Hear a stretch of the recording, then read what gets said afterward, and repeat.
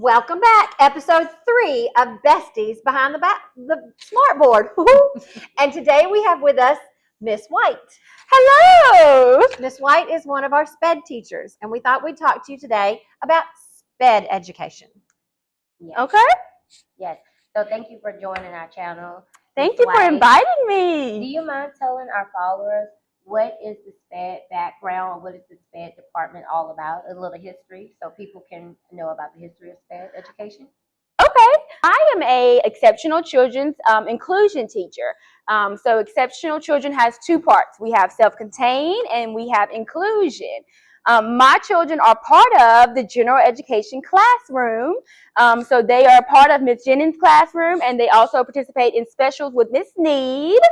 And so in order to participate in those general education classroom, they require supports, which include accommodations, modifications, and they also include a specific instruction to bridge those gaps where they're missing things because they take a little bit longer to learn. So I bridge those gaps so that they can meet the standards of their grade level. So what are some misconceptions that people have about exceptional children or special education? Okay. I would say some misconceptions that people have is that they can't be a part of the general education classroom. So let's say Johnny, runs around the classroom. When you first get him, he, doesn't want to write and things like that. That's when we put those supports into place so that he can be successful in your classroom. And they can learn with kids without disabilities in your classroom if the proper supports are put into place. And I must say, as the experience as a teacher, I enjoy all of my children who are in the program. And it's a plus for me because Ms. White gets to learn our guidelines of the curriculum and also be a part. Mm-hmm. She has her own notebook. She has everything the children have.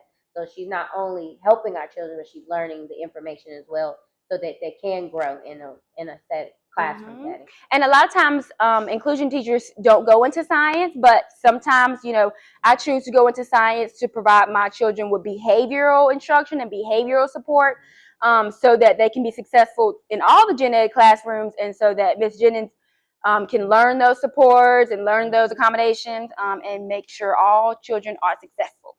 Yeah. All right. Well, Ms. White, is there anything that you think the general public just needs to know? Something that you think needs to be cleared up before we let you go back?